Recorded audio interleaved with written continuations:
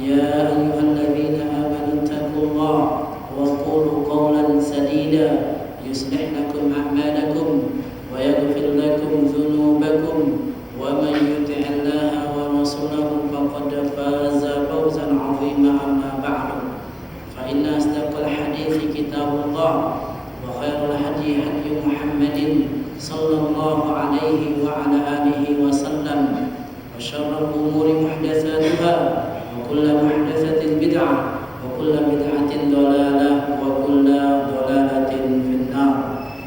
Alhamdulillah, marilah senantiasa kita selalu bersyukur kepada Allah Subhanahu wa Ta'ala, Zat yang Maha Rahman, Maha Rahim, yang telah begitu banyak memberikan karunia dan kenikmatannya pada kita sekalian, sehingga dengan karunia dan kenikmatan yang Allah berikan kepada kita, maka alhamdulillah pada sore hari ini kita dapat berkumpul di majelis dan juga masjid yang mulia ini dalam rangka untuk melaksanakan satu hal yang amat sangat mulia dan juga menunaikan dan melaksanakan kewajiban dan perintah agama, yaitu thalabatul ilmu syar'i, menuntut ilmu agama. Dan juga kita bersyukur kepada Allah Subhanahu wa Ta'ala karena pada hari ini kita berada di bulan yang penuh diberikan keberkahan dan kebaikan, yaitu syahrul Ramadan, dan kita telah menjalaninya separuh lebih dari bulan Ramadan ini, dan kita selalu berharap dan berdoa pada Allah Subhanahu wa Ta'ala semoga seluruh rangkaian ibadah yang kita lakukan di bulan Ramadan ini akan dicatat oleh Allah Subhanahu wa Ta'ala sebagai amal saleh kita yang nantinya akan memberatkan timbangan kebaikan kita di hari di mana tidak berlaku dan berharga lagi harta, kedudukan, pangkat, melainkan amal saleh yang akan dinilai di hari kiamat nanti. Dan juga pada hari ini kita akan mempelajari tentang hal-hal yang berkaitan dengan Ramadan, dan tentunya tentang sesuatu agar ibadah Ramadan kita ini akan bernilai dan juga akan dicatat oleh Allah Subhanahu wa Ta'ala sebagai ibadah. Karena berapa banyak orang yang sudah bertahun-tahun melaksanakan saum Ramadan, menjalankan hari-harinya dengan melakukan ibadah saum Ramadan, tapi sayang hakikatnya yang dia lakukan itu tidak ada nilai dan tidak diberikan ganjarannya oleh Allah Subhanahu wa Ta'ala, karena dia jalani ibadah di bulan Ramadannya ini tanpa dengan petunjuk dan cahaya ilmu. Akhirnya dia seperti yang disabdakan oleh Nabi yang mulia sallallahu alaihi wasallam, rubba sha'imin hafzahu min siyamihi al-ju' wal 'atas. Dalam riwayat yang lain, kam min sha'imin laisa lahu min siyamihi illa ju' wal 'atas. Berapa banyak orang yang berpuasa akan tetapi dia tidak mendapatkan sesuatu dari apa yang dilakukan dari puasanya, melainkan dia hanya mendapatkan rasa lapar dan dahaga saja. Dia sudah melalui hari-harinya dengan tidak makan, tidak minum, kemudian tidak melakukan hubungan suami istri dari mulai fajar sampai terbit matahari, tetapi tidak mendapatkan apa-apa di sisi Allah Subhanahu wa Ta'ala, melainkan dia hanya mendapatkan lapar dan dahaga. sesuatu hal yang tentunya tidak kita inginkan sama-sama. Kita tidak menginginkan ibadah yang begitu meletih dan melelahkan yang kita jalani ini, namun pada akhirnya tidak bernilai apapun di sisi Allah Subhanahu wa ta'ala. Oleh karena itu, agar ibadah kita bernilai dan ibadah kita akan menjadi baik dan sempurna, tentunya kita harus mempelajari bagaimana cara untuk meraih itu semua. Oleh karena itu, materi kita pada sore hari ini adalah kiat-kiat agar ibadah Ramadan kita diterima oleh Allah Subhanahu wa ta'ala. Karena memang Ramadan ini adalah bulan yang agung. Dia di dalamnya terdapat ibadah-ibadah yang teramat sangat agung juga. Dan yang terbesar dalam bulan Ramadan ini tentunya adalah ibadah shaum, ibadah puasa. Di mana Allah Subhanahu wa ta'ala di dalam Al-Qur'anul Karim memberikan dan menjanjikan ganjaran yang besar bagi orang yang mengerjakan dan melakukannya. Dan juga Rasulullah sallallahu alaihi wasallam di dalam hadis sabda-sabda suci beliau sallallahu alaihi wasallam juga menyampaikan, menghabarkan bahwa ibadah shaum ini ibadah yang agung, yang ganjaran amat sangat besar. Allah Subhanahu wa ta'ala berfirman, was-shaimina was-shaimat wal-hafizina furujahum wal-hafizat wal-dzakirina Allah katsiran wal-dzakirat a'adda Allahu lahum maghfiratan wa ajran 'azima. Was-shaimina was-shaimat, dan laki-laki yang berpuasa dan juga perempuan-perempuan yang berpuasa. Wal-hafizina furujahum wal-hafizat, dan laki-laki dan perempuan yang memelihara kehormatan atau farji-farji mereka. Dan juga laki-laki yang banyak berzikir mengingat Allah, dan perempuan yang banyak berzikir mengingat pada Allah Subhanahu wa ta'ala. Allah akan menjanjikan kepada mereka semuanya, Allah akan berikan kepada mereka ampunannya, dan juga Allah akan memberikan ganjaran yang besar pada mereka. Dan orang-orang shaimin dan wanita yang shaimat akan diberikan ampunannya oleh Allah Subhanahu wa ta'ala, dan akan diberikan ganjaran yang besar. Dan ini kalau diketahui oleh segenap lapisan kaum muslimin dan muslimat, tentunya kaum muslimin akan semakin antusias, semakin mereka bersegera untuk melakukan ibadah yang agung dan memiliki ganjaran yang besar ini. Ditambah lagi, Rasulullah sallallahu alaihi wasallam bersabda, "Man shoma ramadhana imanan wa ihtisaban ghufira lahu ma taqaddama min dhanbi." Barang siapa yang berpuasa di bulan Ramadan yang didasarkan karena iman dan juga mengharapkan ganjaran pahalanya di sisi Allah Subhanahu wa ta'ala, ghufira lahu ma taqaddama min dhanbi, maka dosa-dosanya yang telah lalu akan diampuni oleh Allah Subhanahu wa ta'ala. Terlebih-lebih Rasulullah sallallahu alaihi wasallam juga bersabda, "As-siyamu junnah yastajinnu bihal 'abdu minan nar." Bahwa shaum itu, puasa itu adalah junnah, adalah benteng, adalah perisai yang akan membentengi, melindungi seorang hamba dari siksa dan keras dan pedihnya siksa api neraka.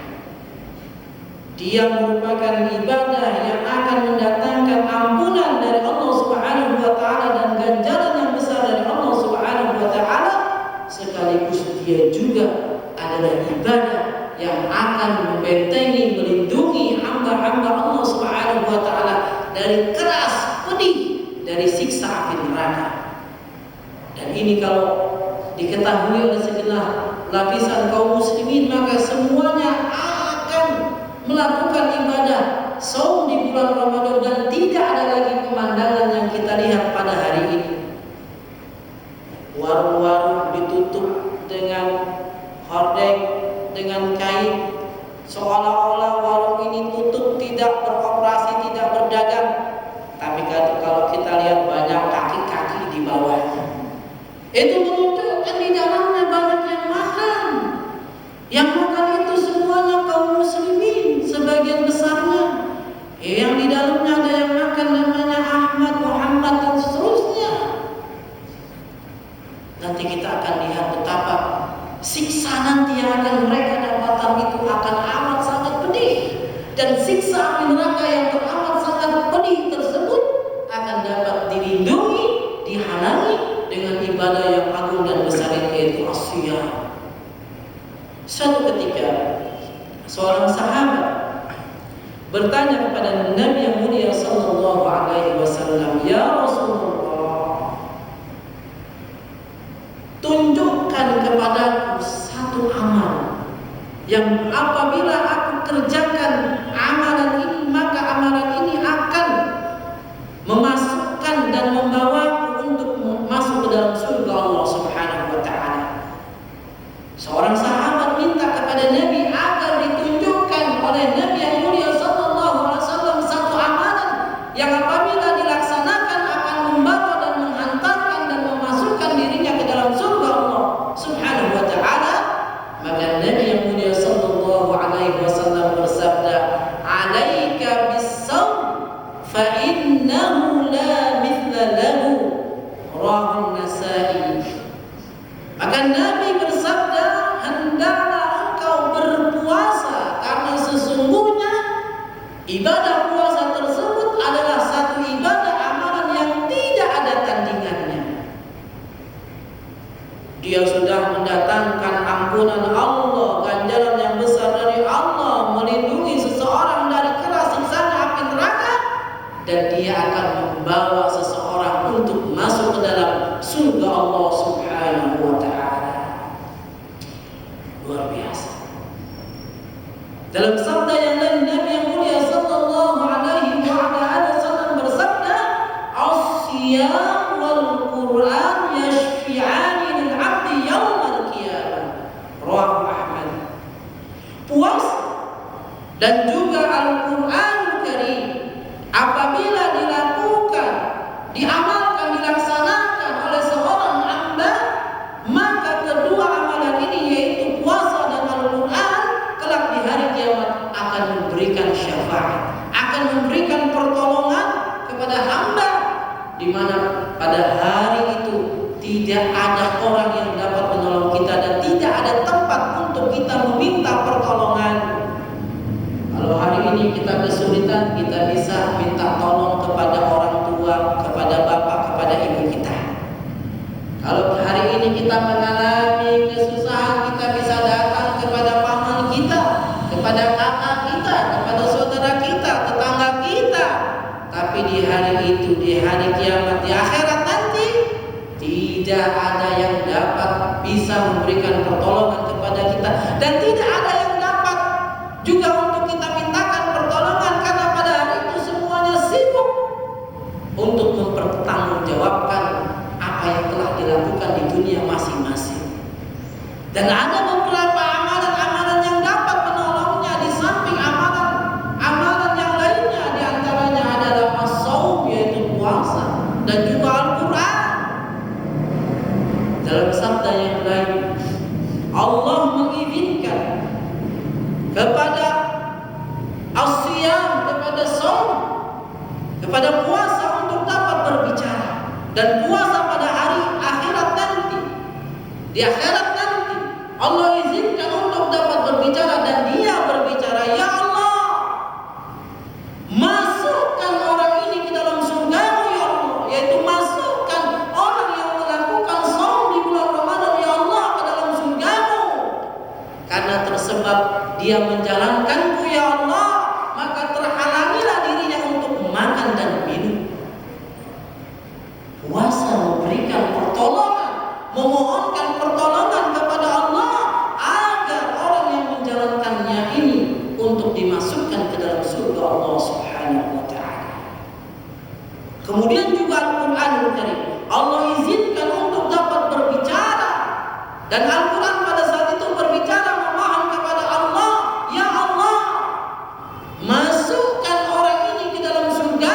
Maksudnya adalah masukkan orang yang membaca Al-Quran ini ke dalam surga, ya Allah.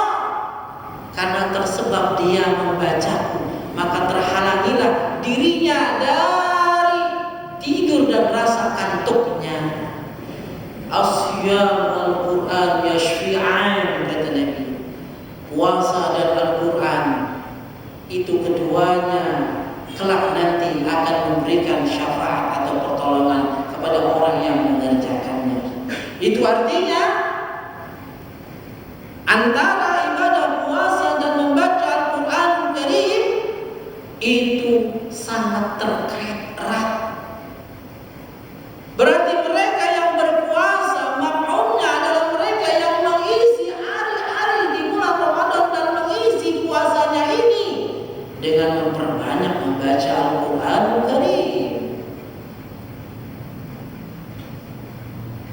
Bahkan sahabat radhiyallahu taala anhum ajma'in, mereka begitu bersemangat untuk dapat membaca dan menghabiskan hari-hari mereka dengan memperbanyak membaca Al-Quran Karim.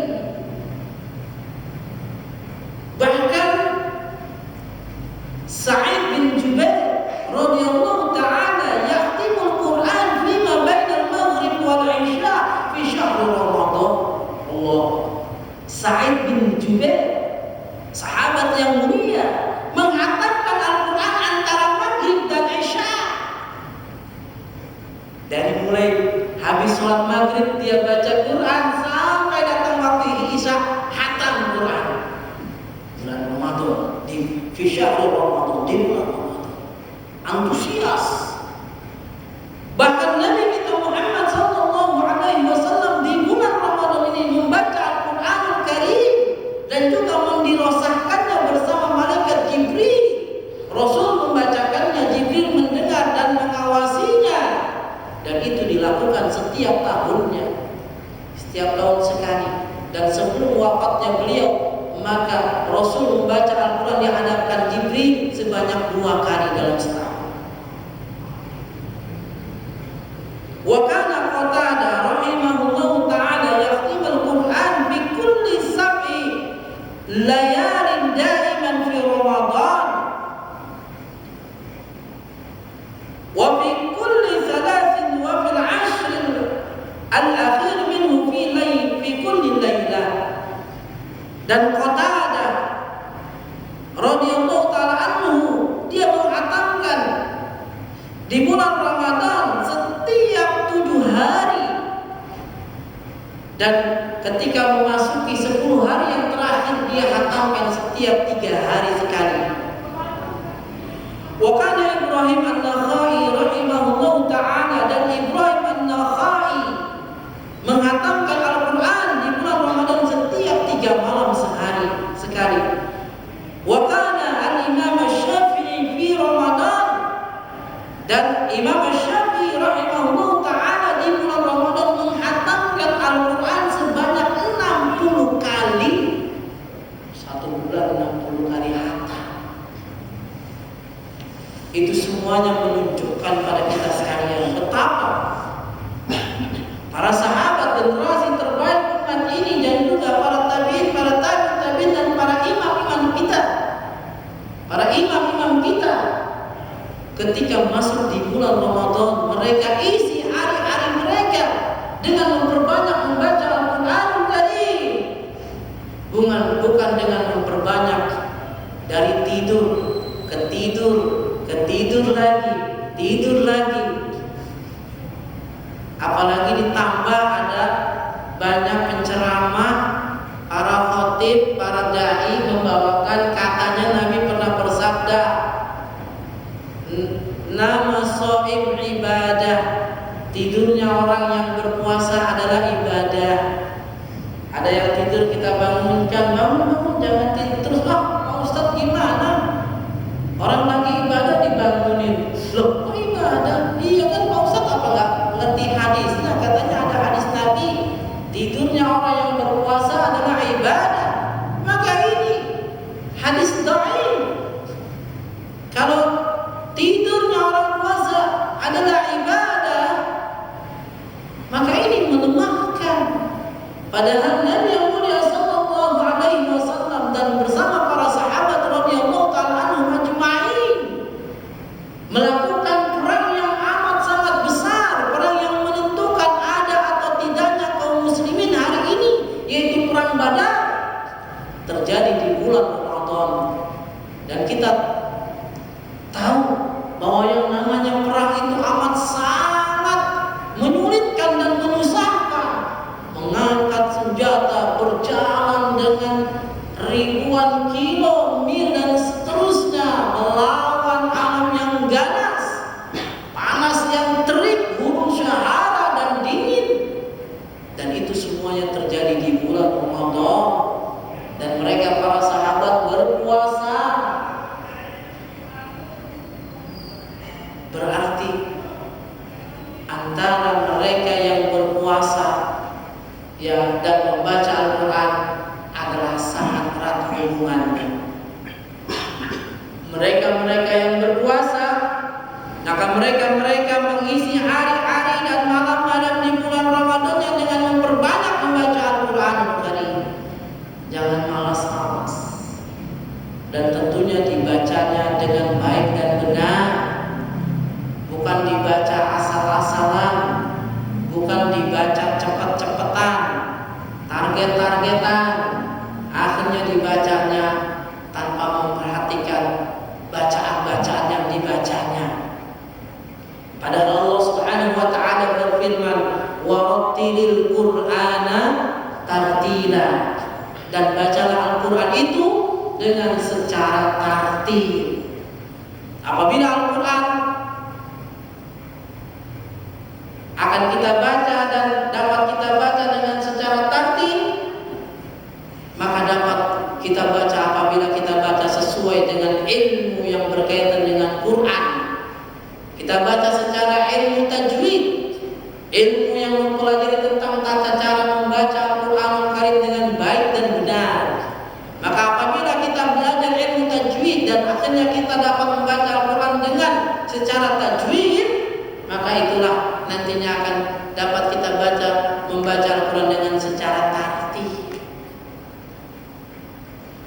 Kalau kita tidak belajar yang namanya ilmu tajwid, maka kita sulit untuk melafadzkan huruf-huruf Al-Quran Al-Karim, sulit untuk melafadzkan huruf ra.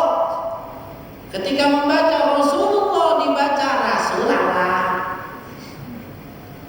Ketika akan membaca huruf kalimat ayat alam tara kaifa fa'ala rabbuka bi ashabil fil, dia baca alam tara kaifa fa'ala rabbuka bi ashabil fil.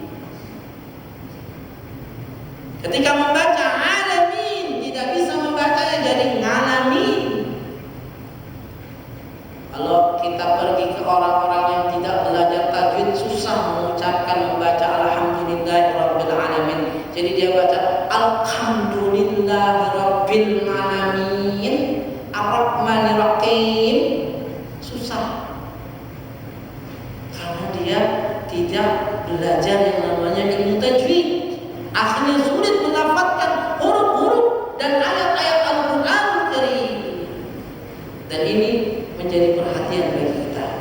Bagi mereka yang belum dapat membaca Al-Quran Al-Karim, segera belajar. Dan ini bulan yang baik, kesempatan yang bagus, segera belajar agar kita dapat mengisi hari dan malam-malam di bulan Ramadan ini dengan memperbanyak membaca Al-Quran Al-Karim.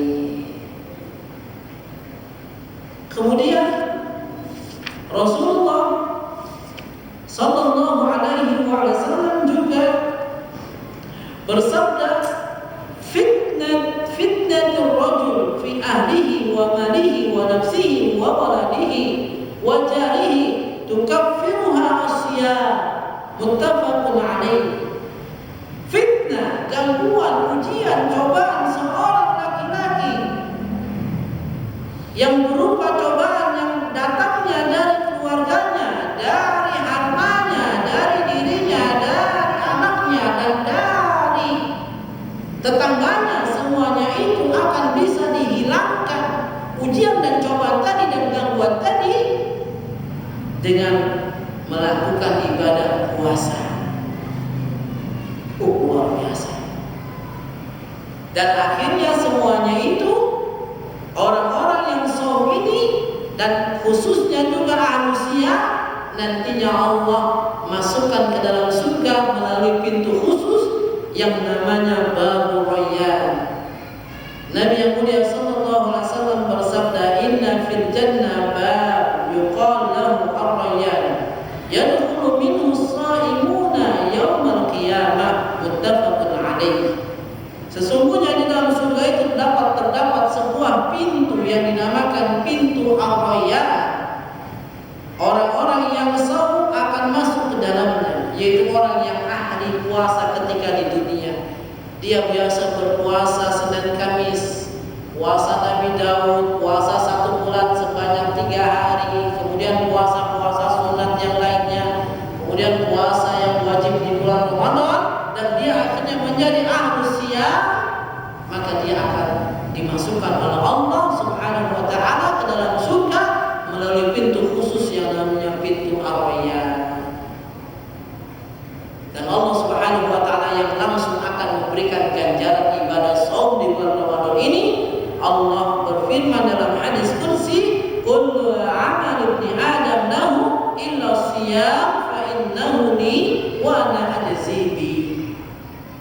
Setiap amal yang dilakukan oleh anak Adam, semuanya itu adalah hakikatnya untuk mereka sendiri, kecuali ibadah saum.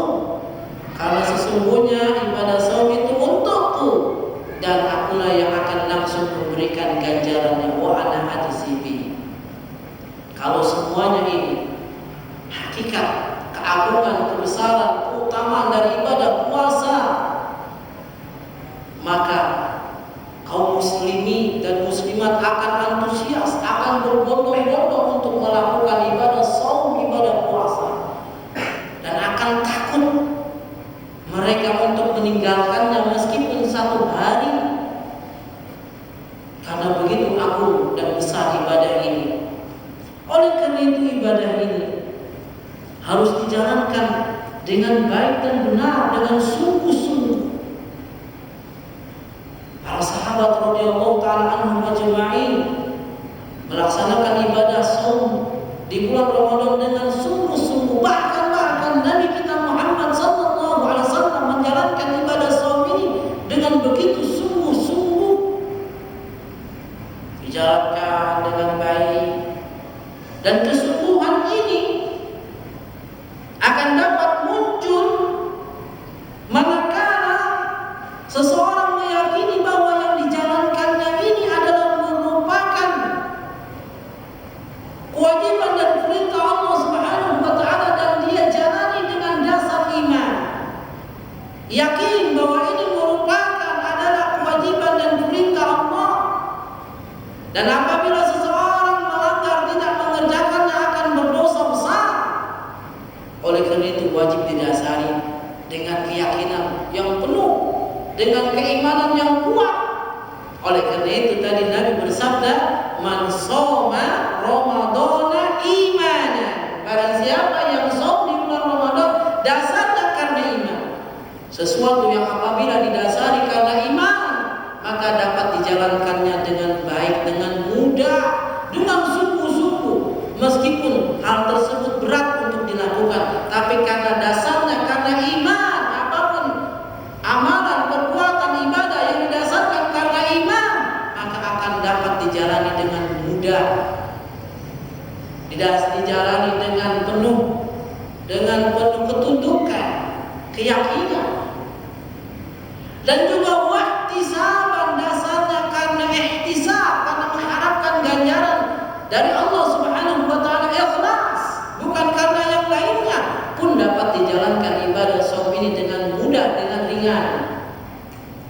Saat ini kalau kita lihat, saya kemarin baca di berita surat kabar di negara Kuwait dalam bahasa Arab, derajat kepanasan di sana, derajat panas di sana hari ini di sana itu 54 derajat sampai 55 derajat, dan di sana panasnya seperti panas membakar.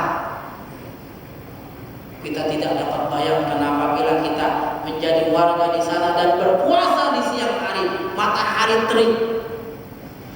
Tapi kalau itu dijalankan atas dasar karena iman dan juga ikhlas, maka menjadi mudah semuanya, dijalankan dengan baik dan benar oleh mereka saudara-saudara kita yang ada di Kuwait sana. Hari ini kita di sini alhamdulillah baru diguyur hujan, di sana sedang terik dan panas-panasnya. Luar biasa. Saudara-saudara kita di Maluku, puncak hujan yang deras itu mulai kemarin dan sampai selama bulan Juli terus sampai bulan Agustus, September, Oktober, puncak hujan.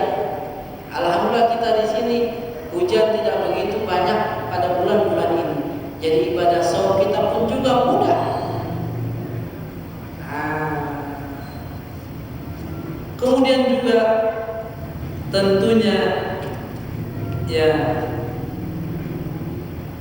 ibadah saum kita di bulan Ramadan harus kita isi dengan sunnah-sunnah yang berkaitan dengan saum di bulan Ramadan. Kadang-kadang kita kaum muslimin dan muslimat sudah begitu banyak menjalankan ibadah saum di bulan Ramadan, ada yang sudah menjalaninya dengan puluhan tahun, belasan tahun, tapi sampai hari ini sangat sedikit sekali yang mengetahui tentang sunnah-sunnah di bulan Ramadan. Maka kita harus mengisi bulan Ramadan ini dengan sunnah-sunnah di bulan Ramadan agar ibadah saum kita di bulan Ramadan dan rangkaian ibadah di bulan Ramadan ini akan diterima oleh Allah Subhanahu wa taala dan akan diberikan ganjarannya oleh Allah Subhanahu wa taala. Apa itu? Di antara sunnah-sunnahnya adalah yang pertama, sunnah untuk menyegerakan berbuka. Ini merupakan sunnah Rasulullah SAW. Kata Rasulullah SAW, apabila di bulan Ramadan beliau mengakhirkan makan sahur dan menyegerakan untuk berbuka. Dan ternyata sunnah untuk menyegerakan berbuka puasa ini memiliki keutamaan yang begitu besar.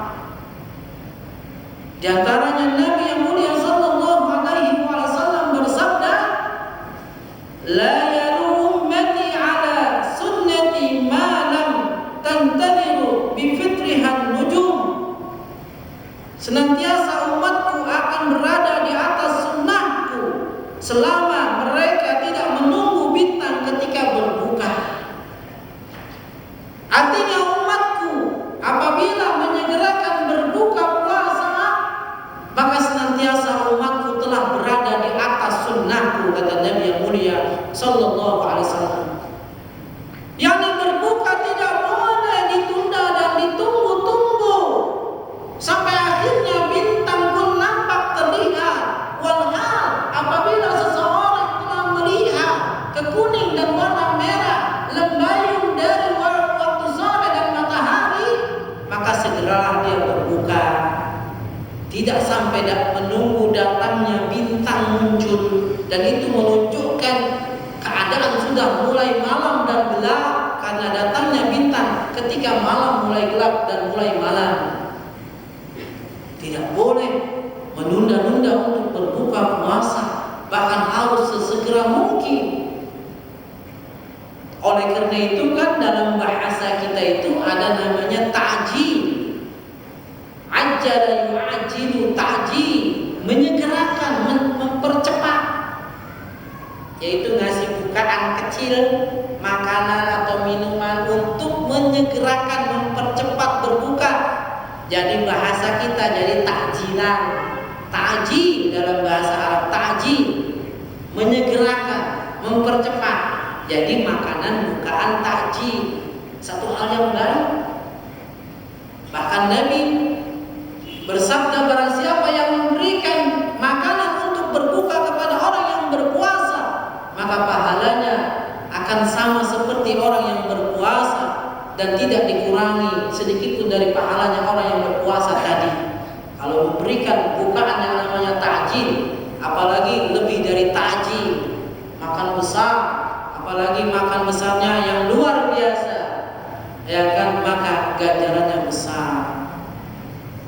Nabi yang mulia sallallahu alaihi wasallam juga bersabda, la yazalun nas bi khairin ma ajjalu al-fitr. Rawahu Bukhari wa Muslim. Manusia senantiasa akan berada di atas kebaikan selama mereka menyegerakan untuk berbuka puasa. Menyegerakan untuk berbuka puasa. Nabi yang mulia sallallahu alaihi wasallam juga bersabda, la yalu ad-dinu zahiran ma ajjala an-nas al-fitr li'anna al-yahud wan nasara yu'akhiruna. Nabi yang mulia sallallahu alaihi wasallam bersabda, agama ini akan senantiasa menang selama kaum muslimin menyegerakan berbuka puasa, karena sesungguhnya orang-orang Yahudi dan Nasrani apabila mereka berpuasa maka mereka mengakhirkan untuk berbuka puasanya. Berarti ada manfaat yang besar, yaitu kemenangan. Kaum muslimin akan senantiasa berada di atas kemenangan dan tidak mengalami kekalahan apabila kaum muslimin apabila mereka sedang menjalankan ibadah puasa, maka mereka menyegerakan berbuka puasa dan menyalahi dari perbuatan orang-orang Yahudi dan Nasrani di mana mereka selalu mengakhirkan untuk berbuka puasa. Mafhumnya, kalau ada orang-orang kita kaum muslimin dan muslimat nunda-nunda buka puasa, hampir-hampir mirip dari orang Yahudi dan Nasrani. Maka begitu dikumandangkannya adzan, kita mendengar kumandangan adzan, maka kita berbuka puasa. Berbuka puasa. Buka puasa. Dan berbuka puasanya juga harus sesuai dengan sunnah Nabi yang mulia sallallahu alaihi wasallam. Di mana sunnah Nabi yang mulia sallallahu alaihi wasallam, beliau ketika berbuka, karena Rasulullah sallallahu alaihi wasallam yuftiru rutuban qabla an yusalliya. Nabi yang mulia sallallahu alaihi wasallam ya berbuka puasa ya apabila beliau memiliki bukaan, yaitu beliau berbuka dengan rutobat, dengan rutob kurma basah. Beliau berbuka dengan kurma basah terlebih dahulu. Dalam sabda yang lain, ya, yuftiru rutobat qabla an yusalliya fa in lam takun rutobat fa ala tamratin fa in lam takun hasawatin min ma'in. Rawahu Ahmad.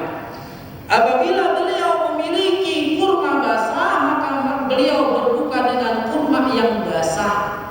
Kalau sekarang mungkin kurma-kurma yang jenis-jenis ada tangkainya gitulah, yang masih agak-agak lembek basah, itulah mirip-mirip dengan rutob, kurma basah. Kalau yang ada umroh atau pernah haji, Anda bisa beli rutob langsung, dia masih kuning dan kecoklatan dan masih di dalam batangnya, itulah rutob namanya, kurma yang masih basah. Kalau punya pakai rutob. Apabila beliau tidak memiliki rutob, maka beliau berbuka dengan yang namanya at-tamr, yaitu kurma yang sudah tua yang warnanya hitam atau kecoklat-coklatan.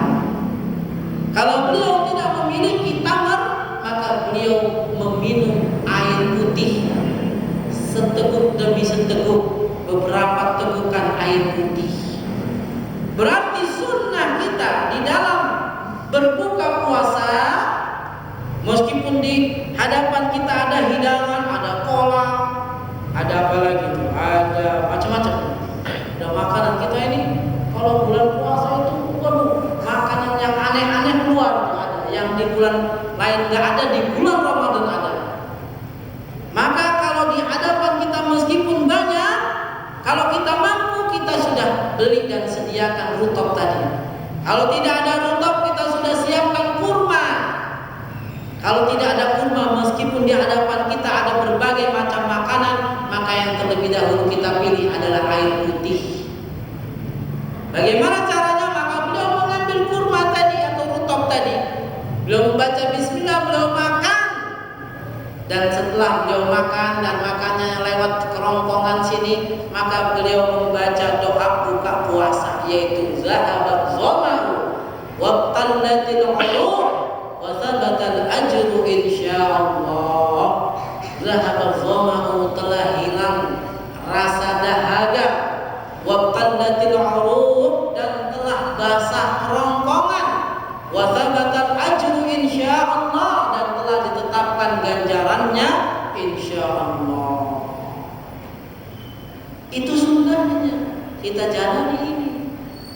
Dan satu keberkahan rumah seseorang apabila di dalamnya ada kurma.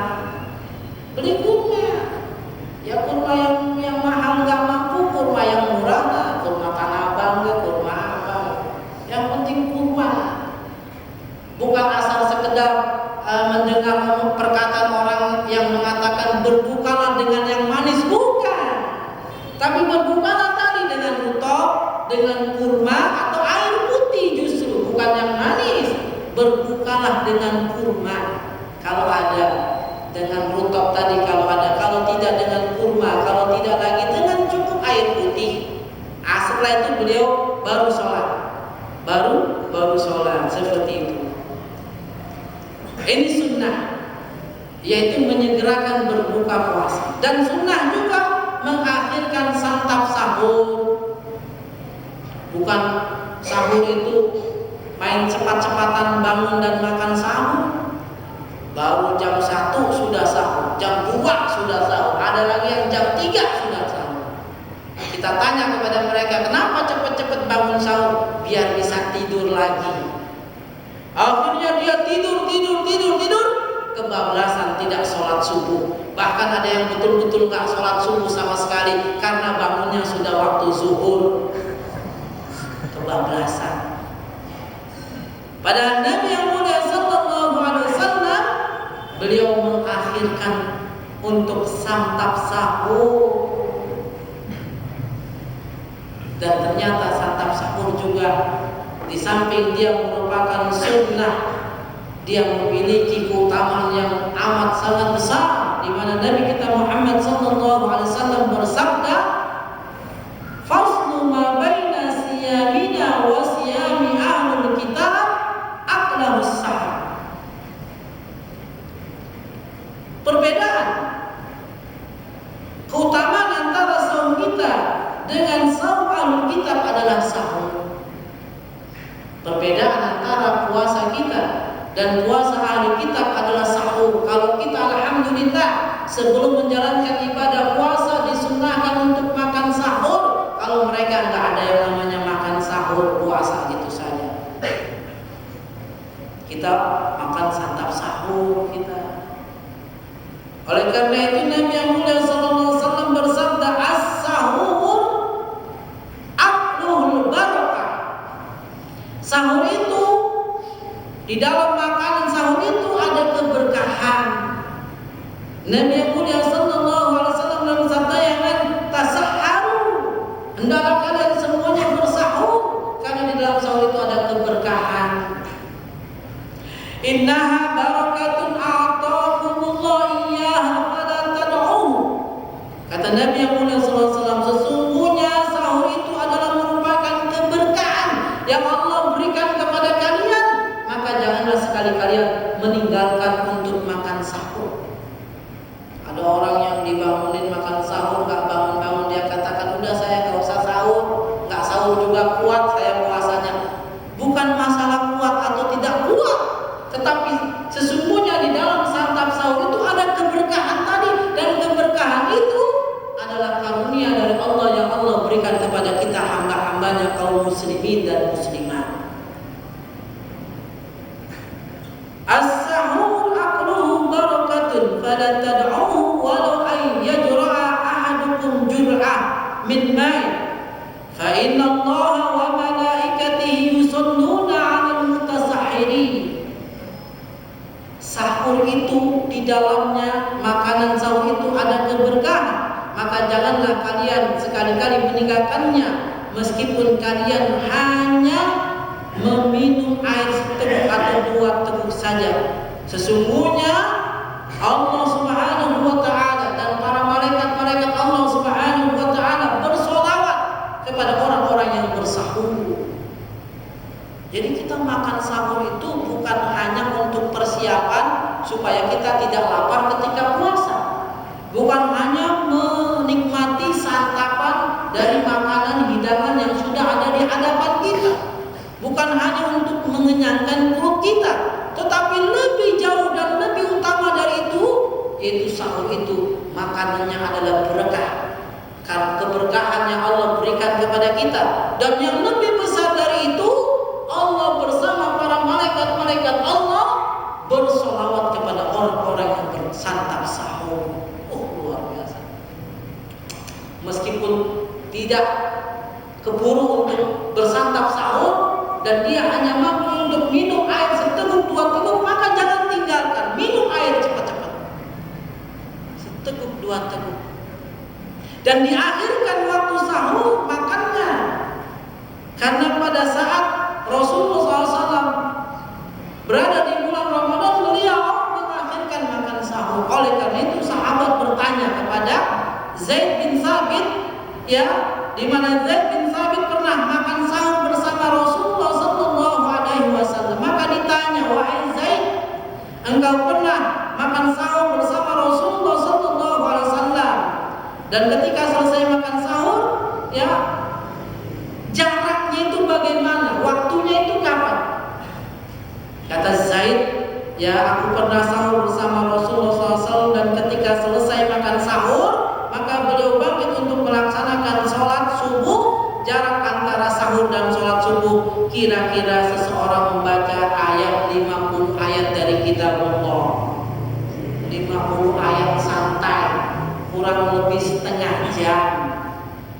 Kita mungkin ya jam 4 lah, jam 4:15 kita santap sahur. Habis santap sahur, ya, kita masih bisa minum yang lainnya, masih bisa gosok gigi, baru terdengar waktu azan kita melaksanakan sholat.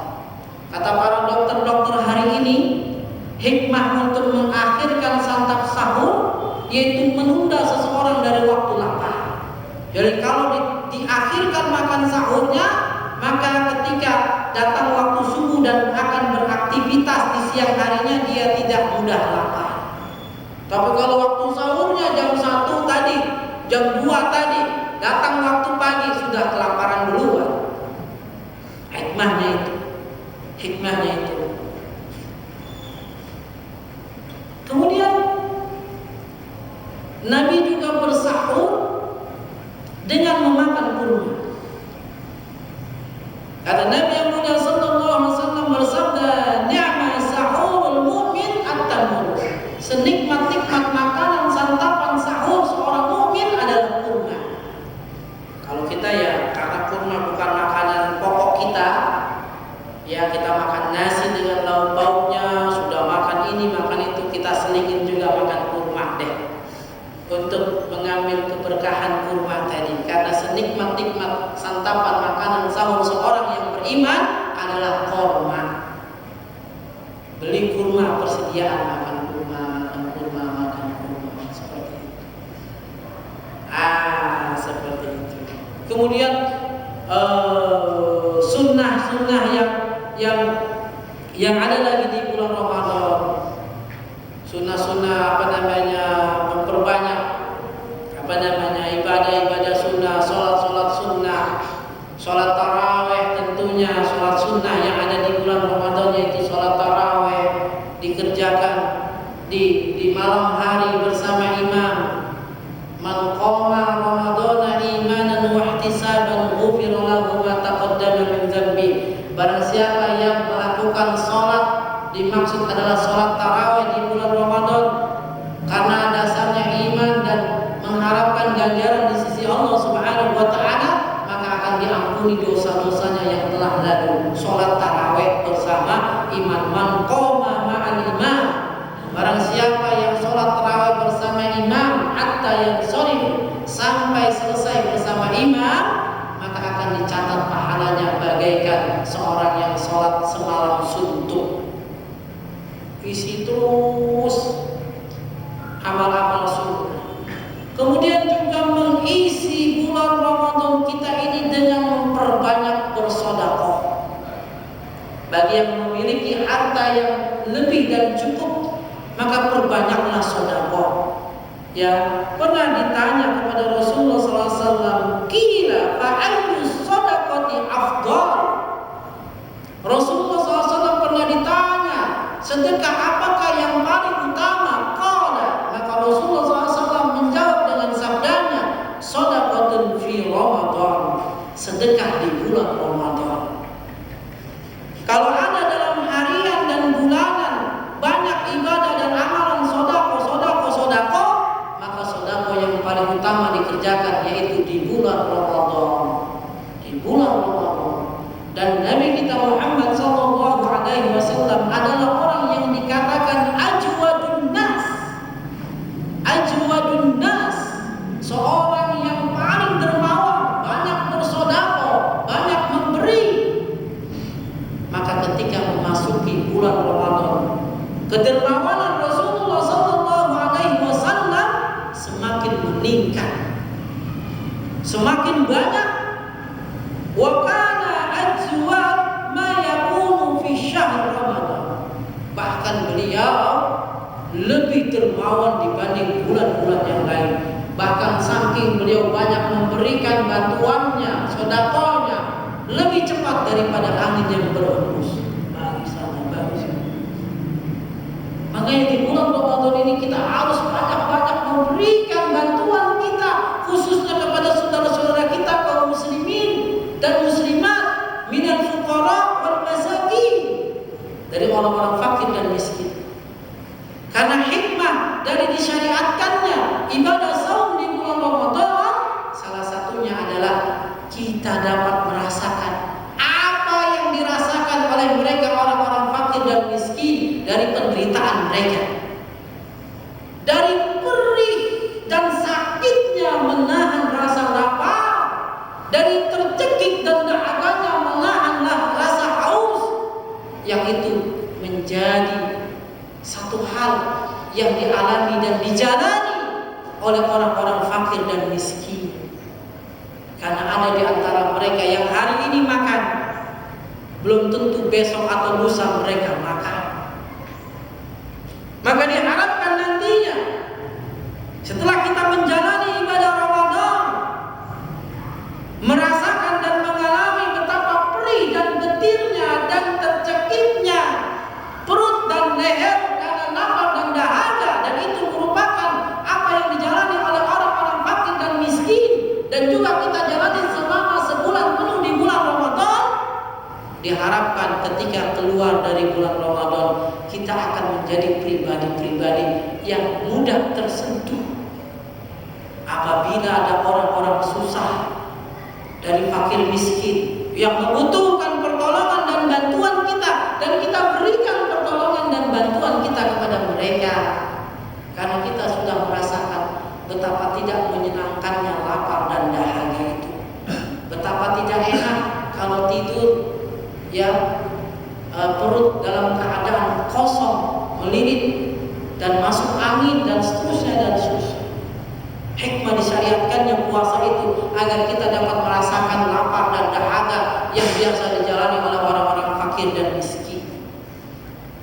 Maka di bulan Ramadan ini kita bersedekah. Di bulan Ramadan itu apa yang kita miliki kita bawa, kita bagi-bagikan kepada para fuqara wal masakin.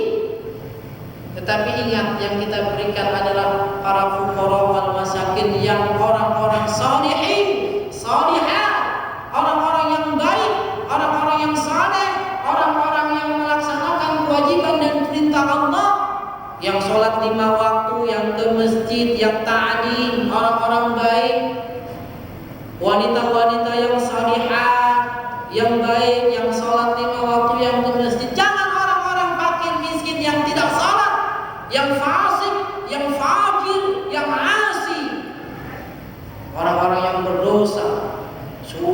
miskin, nggak puasa, nggak sholat, main judi lagi. Sudah miskin, fakir, miskin, nggak puasa, nggak sholat, main judi, main perempuan, mabok-mabokan di tengah jalan. Jangan kasih bantuan kita kepada mereka. Jangan berikan sedekah-sedekah kita kepada mereka. Masih ada para fakir miskin yang taat, yang saleh, yang salihah, kita berikan kepada mereka. Karena dasarnya adalah Nabi kita yang mulia sallallahu alaihi wasallam bersabda, "Wala taqulu ta'amakum illa taqi." Dan jangan sampai memakan makanan kalian melainkan orang-orang yang bertakwa. Makanan yang kita berikan, bantuan yang kita berikan, harta-harta yang kita sedekah dan salurkan, kita berikan kepada orang-orang takwa, dari orang-orang yang membutuhkan, orang-orang sholihin, orang-orang sholihah. Jangan orang-orang yang berdosa, jangan orang-orang yang tidak ibadah, orang-orang yang durhaka. Bantu mereka itu. Rasulullah SAW bersabda, "Unsur akhaka wa at'imut ta'am wa at'imul ja'i." Dalam sabda yang lain, tolonglah saudaramu. Dalam sabda yang lain, dan berikanlah orang-orang itu makan. Dalam sabdanya yang lain, dan berikanlah makan kepada orang-orang yang kelaparan. Bantu mereka. Dan di bulan ini, di bulan di mana dilipat gandakannya sedekah, dilipat gandakannya amal, ganjaran pahala, mari kita memperbanyak sedekah. Bantu-bantuan apa saja. Ada yang bisa kita berikan dari makanan takjil, kita berikan takjil. Ada yang bisa kita berikan dana bantuan, kita berikan dana bantuan pada orang-orang saleh, kepada ahli-ahli ibadah, para penuntut ilmu, para dai-dai Islam, para pejuang-pejuang Islam. Kita berikan kepada mereka di mana hidup mereka habiskan untuk taat dan ibadah kepada Allah. Bukan kita berikan kepada orang-orang jalanan yang tidak pernah tahu dan mengenal Allah, yang tidak pernah ke masjid, yang tidak pernah wajah dan badannya terkena air wudu. Orang-orang soleh masih banyak. Mereka banyak yang fakir, banyak yang miskin seperti itu. Kemudian di bulan Ramadan ini, ya, hendaklah kita memperbanyak berdoa kepada Allah Subhanahu wa taala. Karena sesungguhnya Nabi yang mulia sallallahu alaihi wasallam bersabda, "Inna likulli muslimin minhum da'watun yad'u biha fayustajaba lahu." Bahwa sesungguhnya setiap kaum muslimin dan muslimat, atau setiap muslim di antara kaum muslimin dan muslimat, ada yang berdoa kepada Allah Subhanahu wa taala di bulan Ramadan, maka pasti doanya akan diijabah oleh Allah Subhanahu wa taala. Maka di bulan Ramadan ini kita banyak-banyak berdoa.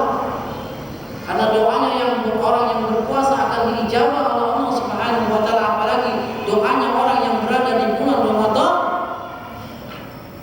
Dan doa yang biasa harus kita perbanyak dan kita perpanjatkan kepada Allah, minta surga dan dijauhkan dari siksa api neraka. Allahumma inni as'alukal jannah wa a'udzu bika minan nar.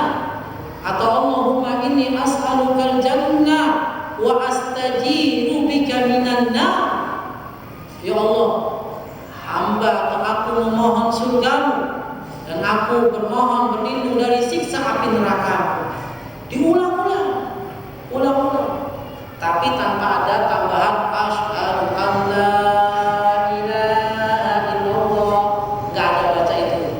Kita hanya memperbanyak Allahumma inni as'alukal jannah wa a'udzu bika minan nar. Allahumma inni as'alukal jannah wa astajiru bika minan nar.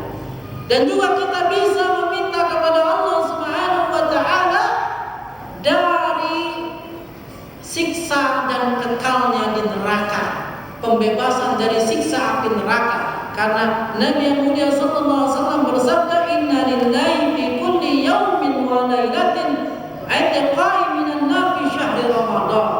Sesungguhnya Allah Subhanahu wa taala baik di siang hari ataupun malam hari di bulan Ramadan telah menyiapkan pembebasan api neraka bagi hamba-hambanya. Jadi dari mulai siang hari dan malam hari di bulan Ramadan siksa api neraka.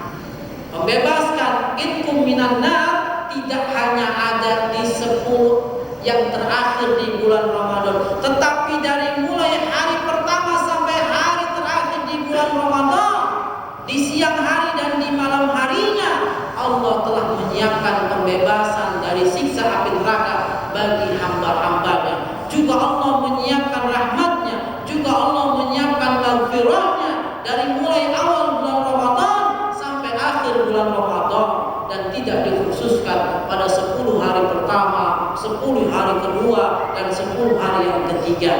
Semuanya telah Allah siapkan.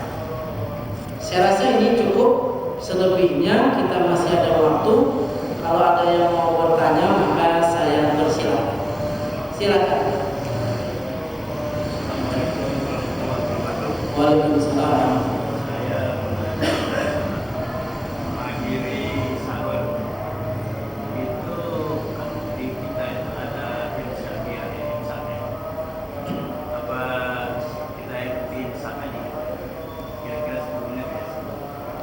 Ya. Yang pertama, batas dari akhir makan sahur itu ya adalah sebagaimana yang Allah firmankan dalam surat Al-Baqarah ayat yang berkaitan dengan puasa itu sendiri. Ayat 187. Ayat 187. Bapak bisa catat dan juga kaum muslimin dan muslimat bisa catat bahwa ini merupakan batas akhir dari kita makan dan minum pada saat sahur. Allah berfirman dalam surat Al-Baqarah ayat yang ke-187,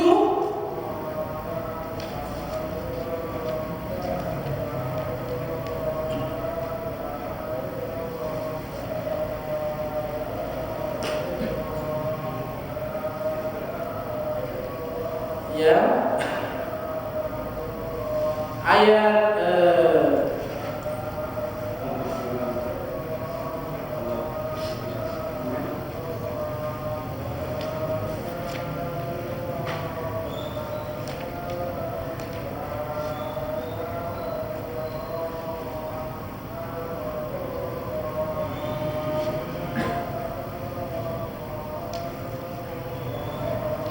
kata Allah Subhanahu wa taala, wa kulu washrabu.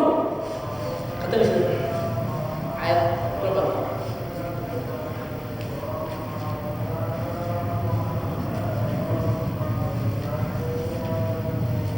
Tidak jelas.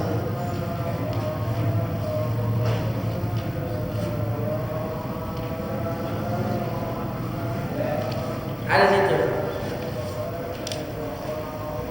Ada di situ. Nah, Allah Subhanahu wa taala berfirman,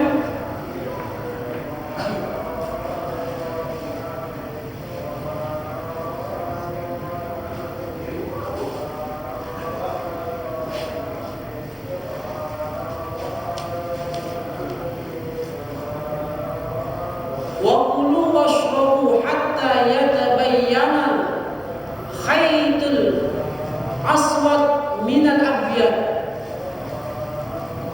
Hendaklah kalian makan dan minum sampai jelas bagi kalian mana benang hitam dan mana benang putih dari waktu fajar. Summa atimmus siyam ilal lail, maka lanjutkan puasamu sampai malam hari.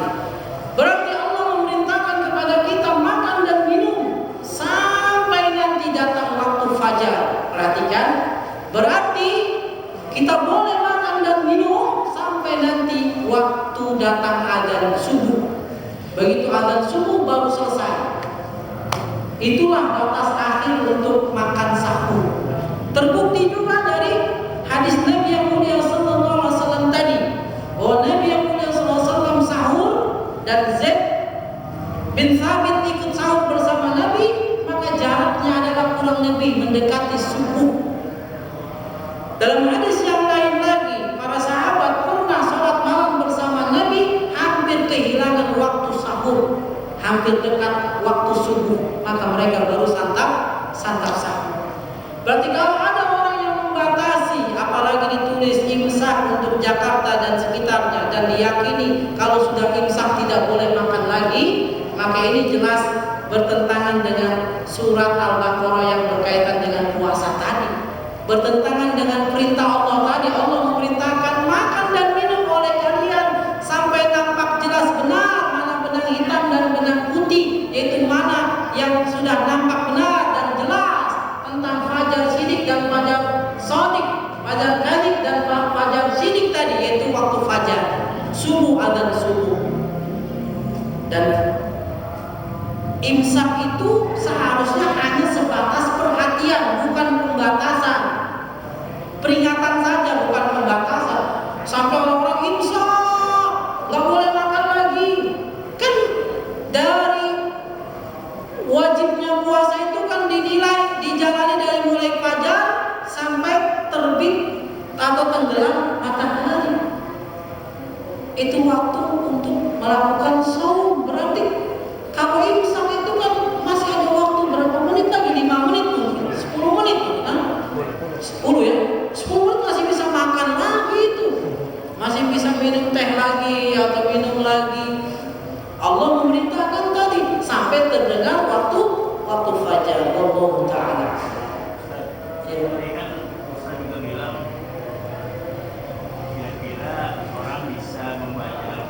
Hadis Nabi, bukan saya. Hadis Nabi 50 ayat. 50 ayat. Iya. Antara subuh dan waktu makan itu.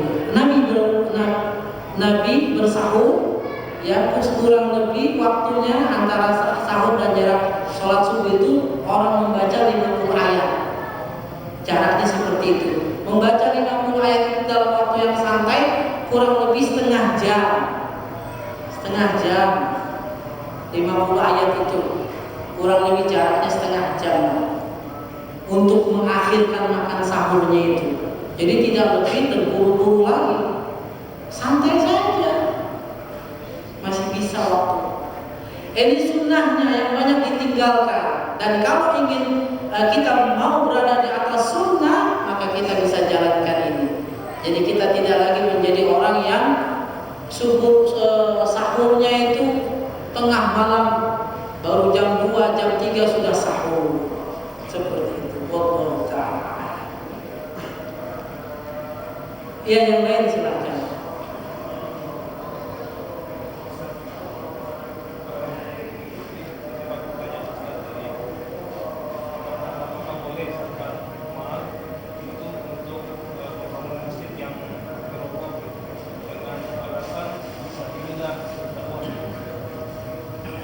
Ya,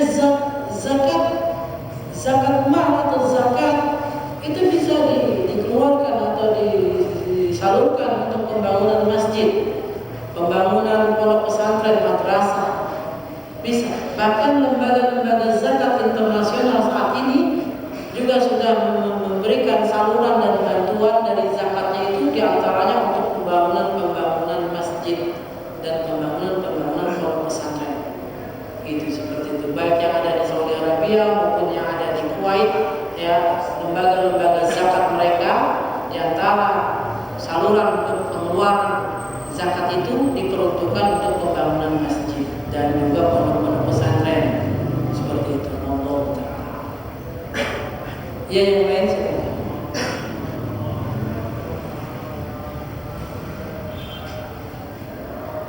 Saya rasa cukup. Ada lagi?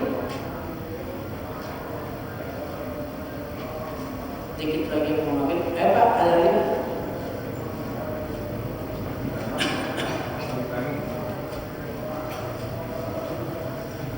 Ada yang mau ditanyakan lagi? Masih? Ya, silakan. Ada ayat wala taqrabuz zina innahu kana fahisatan wa sa'a sabila. Itu untuk siapa? Kalau untuk orang berpuasa, suami istri. Iya, boleh. Pertanyaannya? Itu apa? Untuk orang berpuasa, apa untuk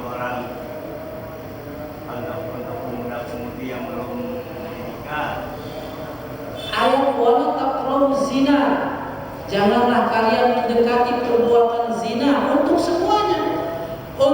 yang belum menikah lebih harus lagi. Wala taqrabuz zina, untuk yang sudah menikah juga wala taqrabuz zina juga. Untuk yang duda sudah menikah dan bercerai atau sudah meninggal istri atau suaminya juga jangan mendekati zina. Untuk yang pemuda, untuk yang tua, untuk yang sudah sepuh juga menjauhkan perbuatan zina. Untuk yang sedang tidak berpuasa, untuk yang berpuasa juga harus menjauhkan zina. Apalagi kita hidup di kota besar saat ini, di mana terbentang lebar perzinahan, pemandangan yang akan menjurus kepada zina tadi. Yang sudah bersuami, yang belum menikah, yang sudah merasakan nikmatnya nikah, yang sudah duda, yang sudah janda, yang sudah sepuh, selama dia ada syahwat yang menggelora di dalam tubuhnya, selama dia masih hidup, dan itu ada syahwat yang menggelora di dalam tubuhnya, baik laki-laki maupun perempuan, baik yang remaja, pemuda, pemudi, yang sudah suami maupun yang sudah sepuh, maka dia wajib untuk menjauhkan apa-apa saja yang akan mengarah menjurus kepada perbuatan perzinahannya. Dari mulai cara-caranya, dari mulai tontonannya, dari mulai lingkungannya, dari mulai menutup auratnya, dari mulai kita menjaga zaman sekarang luar biasa. Kita sudah menjaga menjauhi zina, naik kereta atau naik busway dempet-dempetan itu. Aduh, susahnya kalau yang belum menikah akan terbayang-bayang. Yang sudah menikah juga akan menggoda. Yang apalagi yang sudah tadinya menikah kemudian bercerai atau ditinggal istri meninggal, wafat misalkan, terbayang-bayang lagi, waduh berbahaya. Makanya shadaqallah, Allah berfirman, wala taqrabuz zina. Janganlah kalian mendekati perbuatan zina, dan juga arah-arah hal-hal yang menjurus mengarahkan kepada perbuatan zina semuanya. Baik dalam keadaan sedang berpuasa maupun tidak berpuasa. Apalagi berpuasa, maka berpuasa ini Nabi yang mulia sallallahu alaihi wasallam laisa siyam. Puasa itu bukan hanya menahan lapar dan dahaga, tetapi puasa itu menahan dari perbuatan di antaranya rafat, yaitu perkataan kotor dan perbuatan kotor mengarah kepada porno. Puasa-puasa nonton film. Puasa itu biasa orang-orang rata-rata nyewa CD atau VCD sampai 3 sampai 4, nonton dari pagi sampai sore, filmnya film seperti itu. Wah, ini sudah puasanya rusak, maka pikirannya juga rusak, mengarah kepada perbuatan zina nantinya. Seperti itu. Wallahu ta'ala. Saya cukup? Ada lagi? Silakan.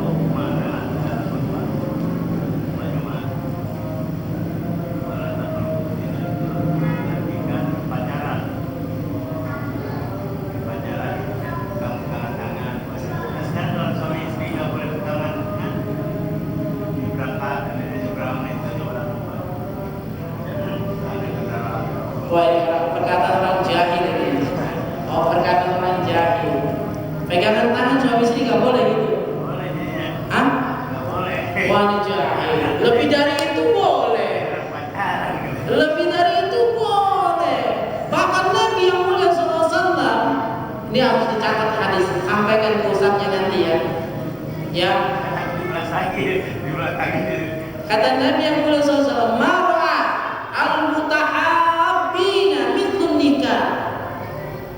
Tidak pernah aku saksikan orang yang begitu saling sayang menyayangi seperti orang yang lebih dari orang pacaran, yaitu orang yang menikah. Maka orang yang menikah itu luar biasa mesra dan cintanya, lebih dari orang pacaran. Orang yang menikah itu mutahabbina, kata Nabi, mithlun nikah, orang yang begitu saling kasih sayang dan lebih hebat dari orang pacaran, yaitu orang yang menikah tadi.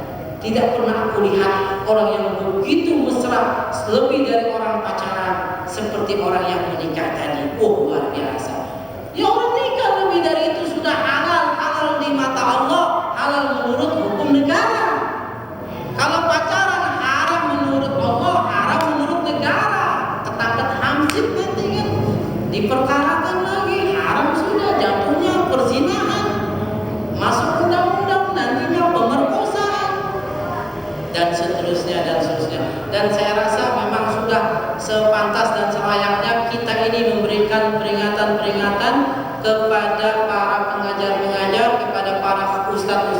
khotib-khotib yang memang ya apa yang disampaikannya tidak memiliki dasar, apalagi bertentangan dengan dasar, dengan hukum. Apalagi kita punya kekuasaan sebagai pengurus masjid, sebagai lembaga takmir masjid, kita peringatkan, Pak Ustadz, ini nggak benar, Ustadz nggak boleh berkata demikian. Dasar Ustadz mengatakan demikian apa? Dan ini bertentangan dengan firman dan ayat Allah dan hadis Rasulullah. Kalau Ustadz mengatakan mana ayatnya, mana hadisnya, sudah saatnya sekarang kita kritis kepada para orang-orang yang saat ini mudah kepengen jadi ustadz. Mereka pikir ustadz itu adalah pekerjaan yang gampang menghasilkan rupiah. Seperti itu. Baik, ini saja yang bisa kita pelajari. Mudah-mudahan apa yang kita pelajari ini akan menjadi ilmu yang bermanfaat. Wassalamualaikum warahmatullahi wabarakatuh. Subhanakallahumma wa bihamdika asyhadu an la ilaha illa anta astaghfiruka wa atubu ilaik. Wassalamualaikum warahmatullahi wabarakatuh.